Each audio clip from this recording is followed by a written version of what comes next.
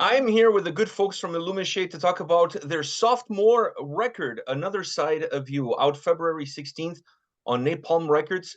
Thank you very much for taking the time to chat with me about the record, about the band. I'm so excited. I'm excited about the album, and I'm excited that I'm going to see you guys in North America pretty soon. You guys are part of this big tour with Corpaclani. I'm super excited to see you guys. I cannot wait to hear some of these new songs live. But first of all, how are you guys doing? Well, first of all, thank you so much for having us. It's always a pleasure. Looking forward to meet you again. We met, I think, was it The last this last year? last year, yeah. Last year when you guys were, when Elviki was here, yeah, I can't remember when it was. It feels like it was an eternity ago. Time works really weird these days. But yeah, it was nice seeing you guys, and it was nice meeting you in person. So I'm looking forward now to a different sound that you guys will provide on this tour. That's for sure. Yeah. We're Sure. super excited to come over the big ocean, finally, with Illumishade as well. Yeah. And by the way, yeah, we're good. Thank you. We are currently actually on our first Europe tour, our first tour ever in the end, with Delane. So we're just in the hotel lobby right now, having a day off. So it's perfect All right. timing for you. Yeah. So let me ask you guys this question, because when I saw the title of the record, Another Side of You, the first thing that I thought was, okay, what side of you are you guys represented with this album that maybe you guys didn't represent on the debut record? Hmm.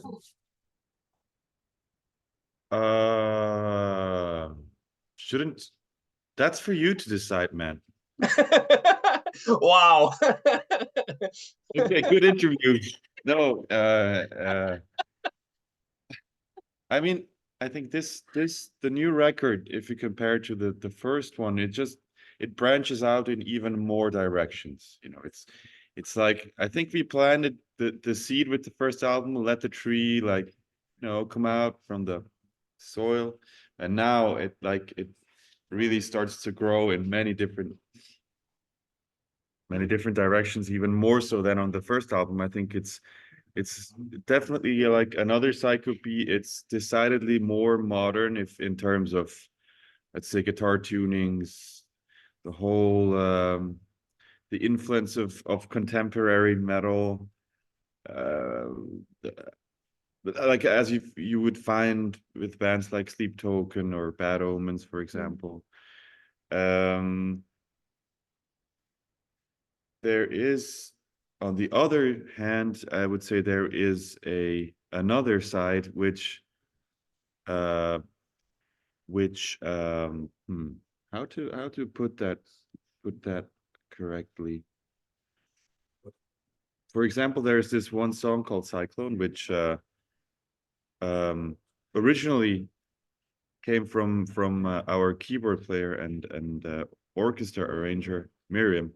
She had this idea for this riff, and so it was like a quarter tone riff, you know. Mm. So yeah, have fun doing that on guitar. She's not She's here. not here. I was like, oh god. You're throwing her under the bus, and then you're looking around to see if she's hearing you. That's how good, like, that's just the friends we are, you know. So, and it has a completely different vibe. The vibe is, it's like this, you know, you've heard the song, but Yeah, I've it's heard the whole album actually.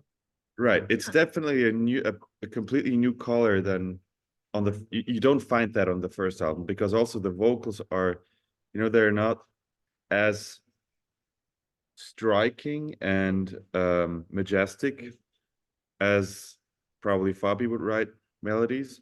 It's more like ethereal. It's more like this.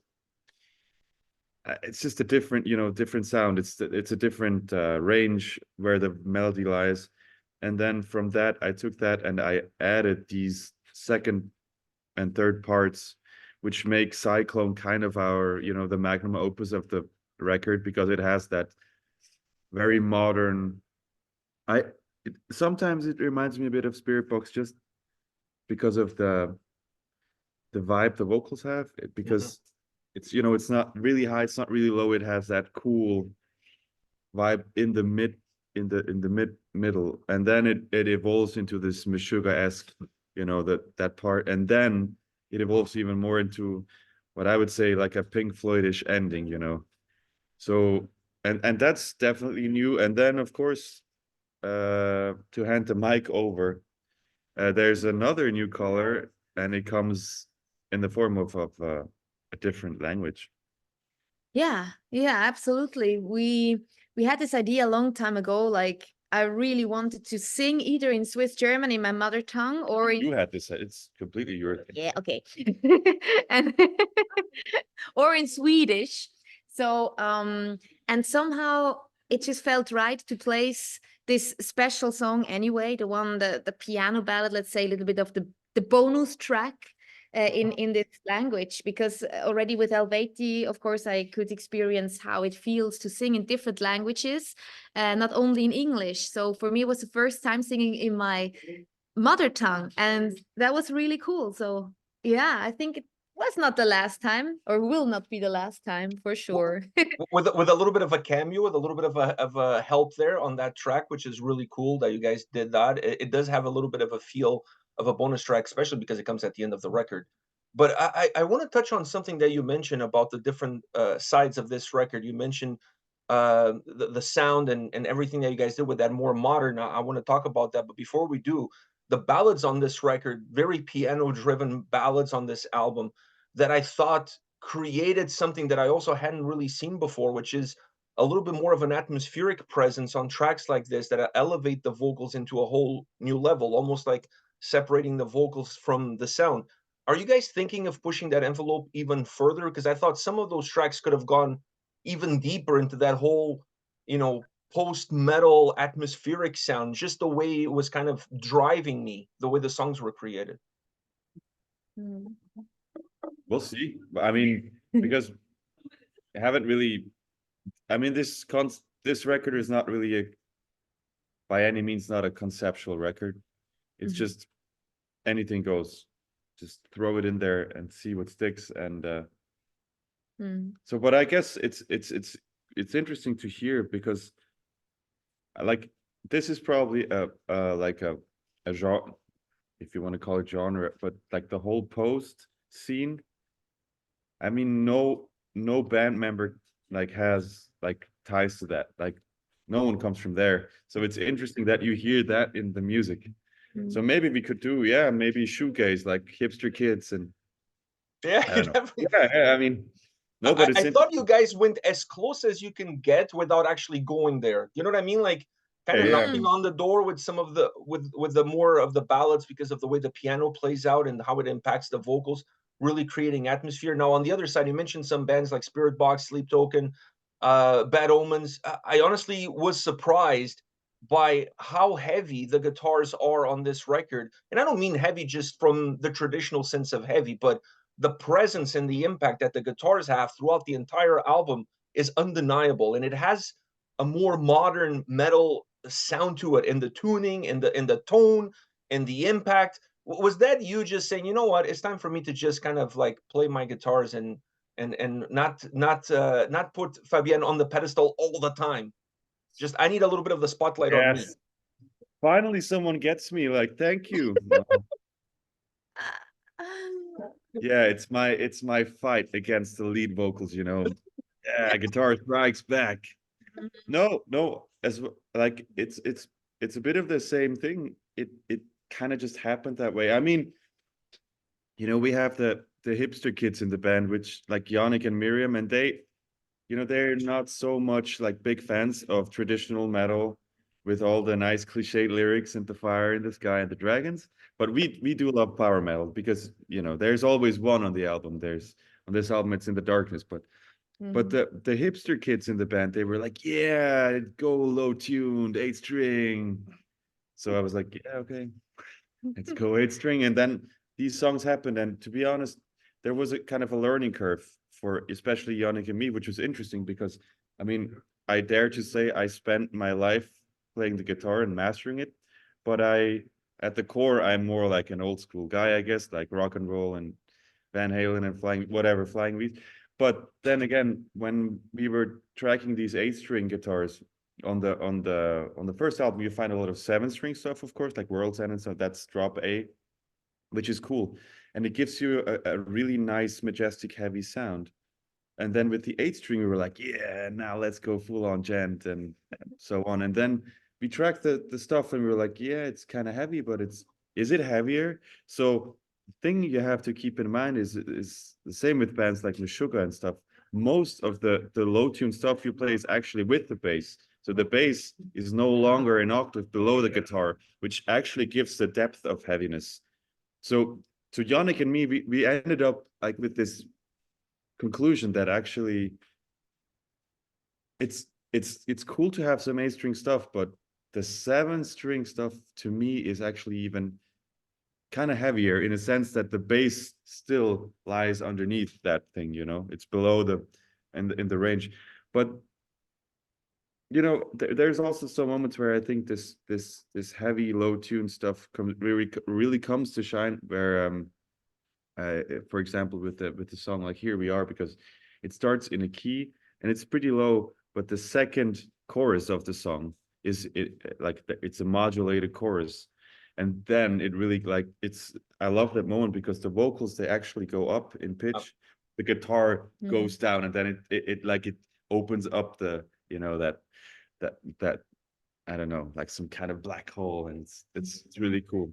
It gives more depth to the songs for sure. Yeah, but it's you know, I think composing with 8-string guitars or just really low tunings, it presents you with a bit of a learning curve. I think again, it's mostly because the range. You know, you have to find.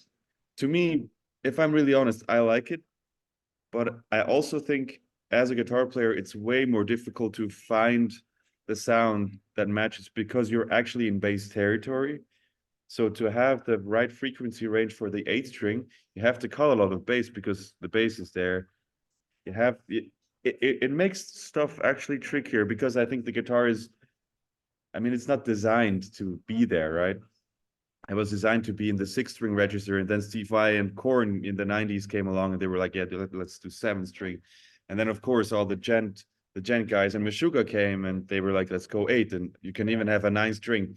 And it makes for a really interesting tool, but also I think frequency wise, also for our front of highs, we ended up discussing way more about the rhythm sound now, because we have, you know, it's all these, it's a wide range of where the lowest note in the guitar is now.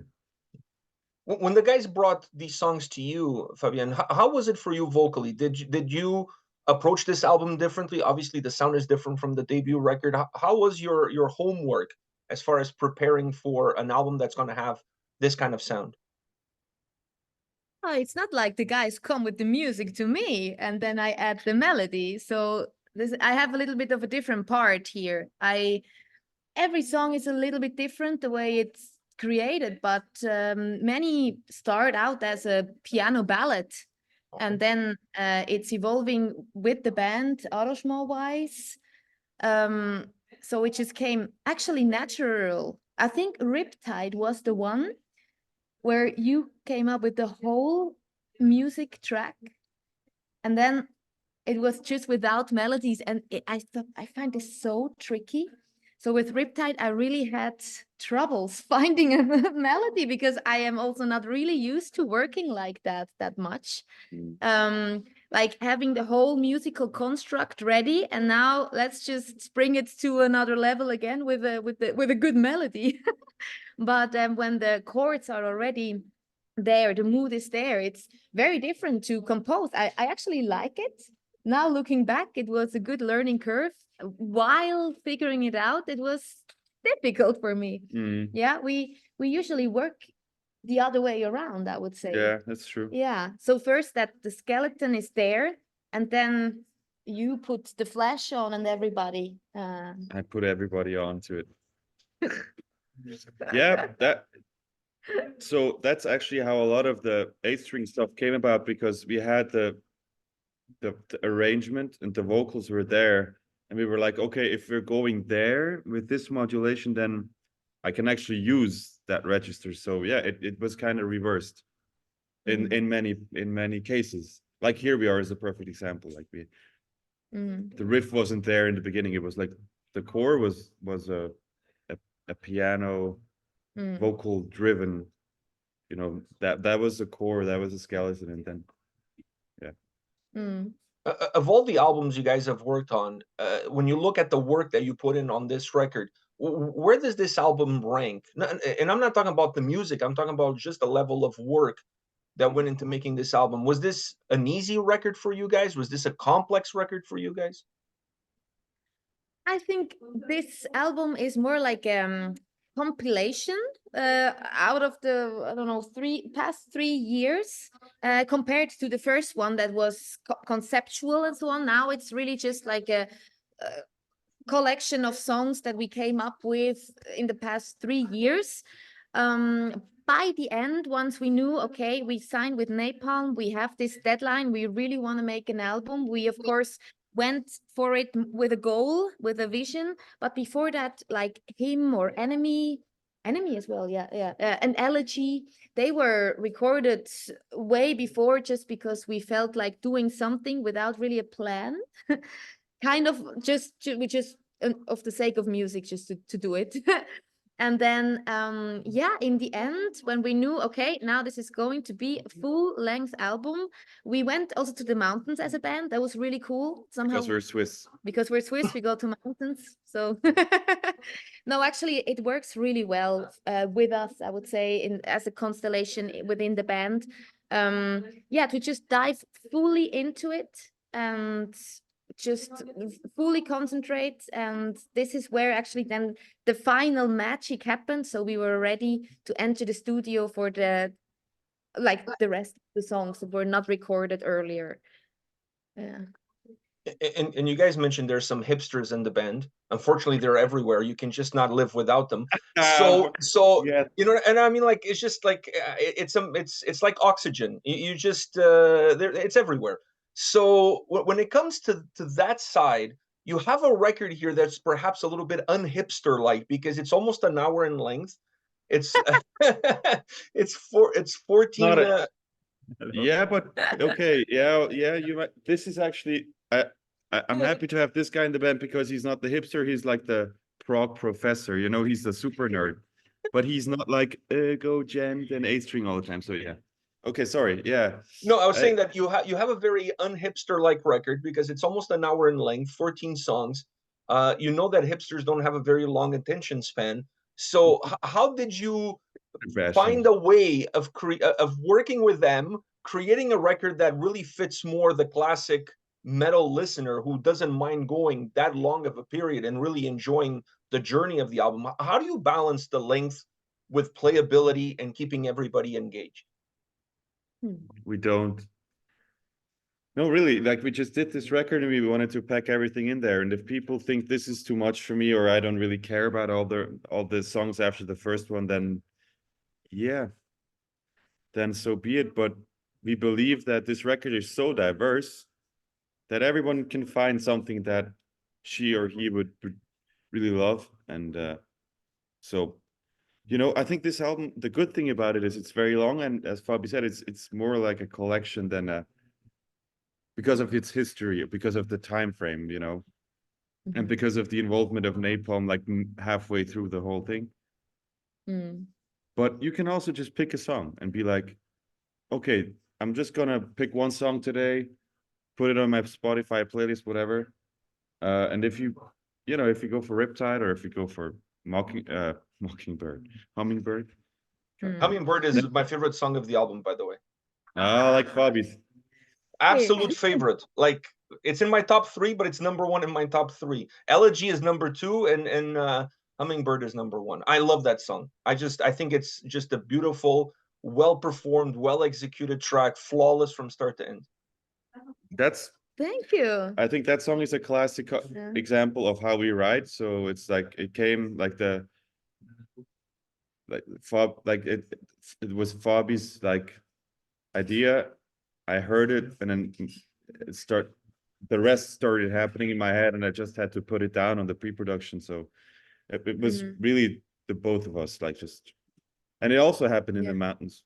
Yeah. That was the last, I think it was second last or last song you wrote for this. Yeah, it wasn't even planned. Yeah, that's the best, you know, it just happened. Wasn't planned like at a all. hummingbird flying by. Hey, guys. Sorry. We need a song. We need a. You know, it's funny that I feel now like I overanalyzed the record because I already pre-record my review, and I thought that the length of the album, you guys did a great thing, in my opinion. I don't know if it was on purpose or not, but in my opinion, you guys did a great thing with the ballads, because the ballads kind of create some breaks within the record that offers the album some nice ebbs and flows, because you go from a song that's a little bit more genty to a song that's a little bit more atmospheric with the pianos coming in. And even the way you guys use the intro and the interlude to set up side A and side B really well. So I thought that was a little bit on purpose, at least from my perspective. It worked really well. But now you're saying I was just threw everything at the wall to see what sticks. No, you actually, now that you say it, yeah, okay. I remember now, but that was, is it side A and B, right? With the vinyl, yeah. Yeah, Yeah. but that's just because it's cool, you know. All the prog bands have side A and B. That's just, you know, we're nerds, you know. ABCD. Yeah, We have a ABCD. double Oh yeah, vinyl. it's ABCD. It's a No, double vinyl.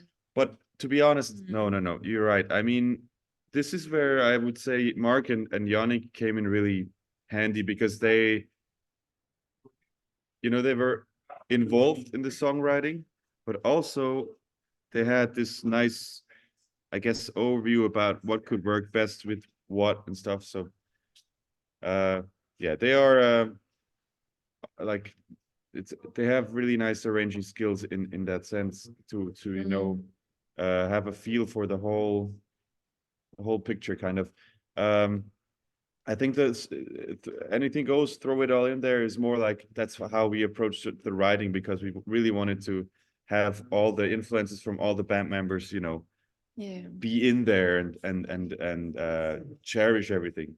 But of course, like, there's, I mean, we didn't go for, yeah, we just write all the songs in a thing, and then with the track listing, we of course, there was some thought that went into that. And what I really like is that Hummingbird it's like this very serious ending, you know. It's like, and then you're taking a breath from this, like, it's like this, to me it's like this hummingbird, but then in the end there's like this huge monster, like, just passing you by, and it walks like past you, and you take a breath, and you're like, oh, okay, I'm kind of like, I'm safe now. And then it's verliebt, you know.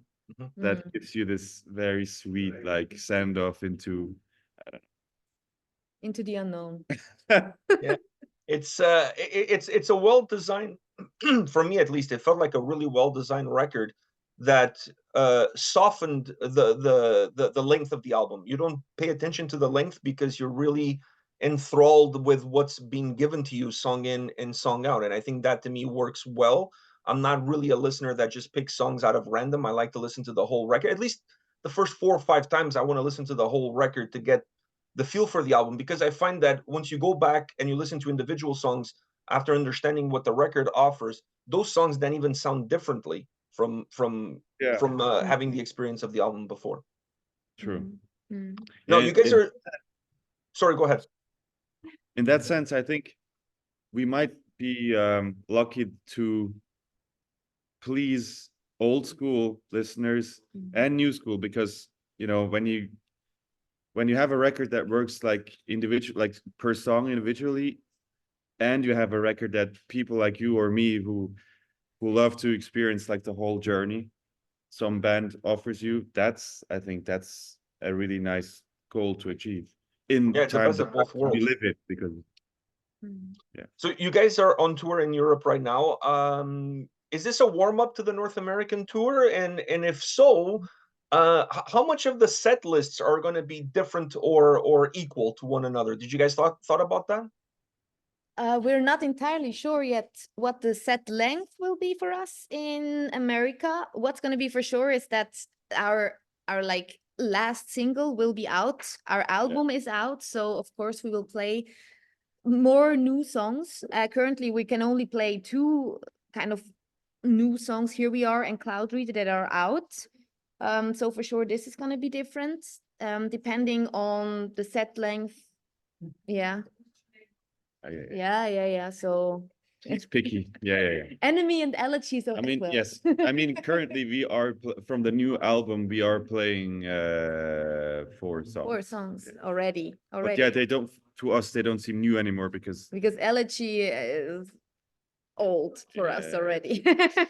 and but I mean, it's not a warm-up tour. I mean, this tour stands on its own. I mean, it's Delane's headlining, and I mean, they're a super established symphonic metal act in Europe, right? And it's good times, and I mean, it's so awesome. Like they were really generous to take us out again for like a full tour now, because we started playing with them like one-off shows last year, so really it's good times.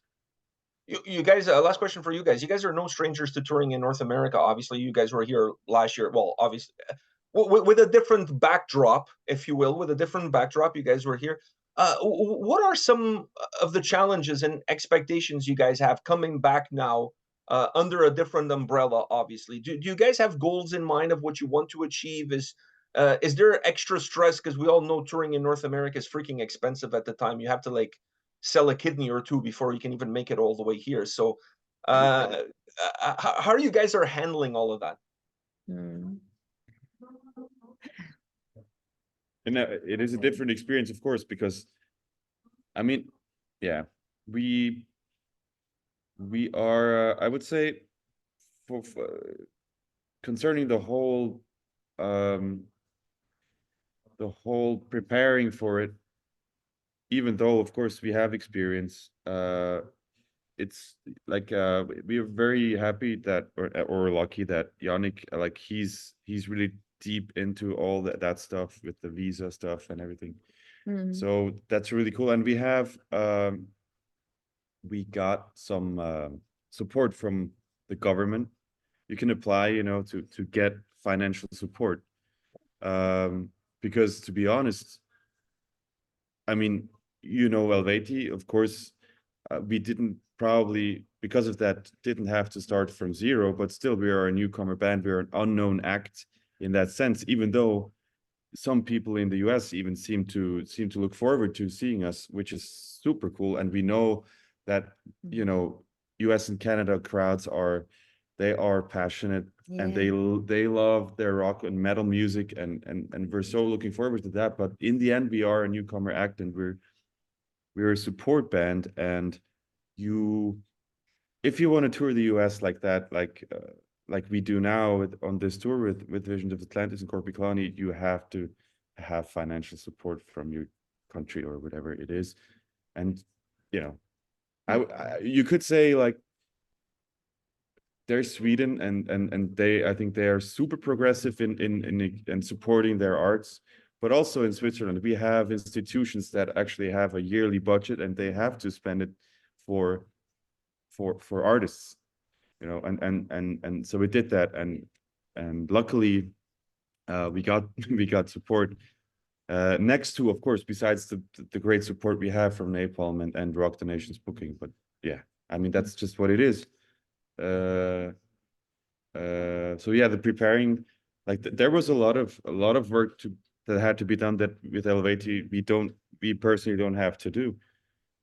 But it seems to, you know, it worked out, and you know, you gotta walk the mile. And, yeah, absolutely. Also, it's really cool. We're now with Delane on the tour, we could set up, or the guys sets the live equipment up, even so that we can fly with it. You know, that's a whole other topic. As a smaller band, you need to plan ahead with the luggages, how to fly all the equipment, how to get drums. Yeah, how to fly all the dresses. That's the one with like the 4 guitars. 3. It's in one case. It weighs like just about 22.9 kilograms. I love this dude. He throws everybody under the bus. He doesn't care who it is. It's just like, you know. At least she's at least in her presence. I have to. Yes, that's true. That's true. How many costumes did you bring? On this tour, I brought 6 different ones, but I'm only wearing shows. 2 in No. Listen, it's 12 shows, 6 dresses. No, but you have to assume that some people are going to go to multiple shows, so she wants to give the audience a different look, you know, not to repeat herself. Like, you know, like if you're going to 2 shows back to back. I see. Yeah, your team, Fabi. I see. I get it. Like it. Thank you. Okay. Listen, I love her dresses, so I'm all for it. Like, you know what I mean? So I'm all for it. If I said to her last time when you guys were in town that if I could fit into one of those, I would totally do one of the reaction shows with one of them. But unfortunately, that thing would not fly. Would not fly. So it wouldn't be a good idea. I agree with you. They're kind of cool. Yeah, they are. That's They are the really record, good. right? Nice. This meeting is not being recorded. Yeah, just look at the bright side. At least she's not asking you to do the dry cleaning or iron or any of that stuff, because now Well, you that don't know that. I'm assuming that, you know, You're that, correct. You're correct. because that would be tricky. 6, but you got to think outside the box. You got to think outside the box. So in this case, you need a big box, because with six, you need quite the baggage for that. Thank you guys very much for your time. I really appreciate it. Thank you for taking the time to chat with me. I'll chat with you guys when you guys come to Toronto. I'm looking forward to seeing you, and I'm looking forward to hearing the music and hearing some of these new tracks live and the old tracks, because I haven't, you know, you guys haven't played here yet. So I'm really excited to see the band and see your faces here, and wonder which costume am I going to get in Toronto. So which one of the 6 will we get in Toronto? I'll gear up as well. Yeah, 6 guitars. Okay, 7, of course. Then you need Costumes. 7. I'll bring 10 shirts. 10 black shirts. Okay.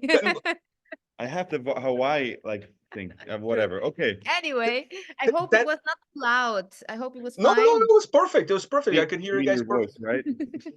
You guys were perfect. You guys were wonderful. Thank you very much for your time today. Thank you so much. All right, then see you soon. Yes, you See you see you in soon. April. See you soon.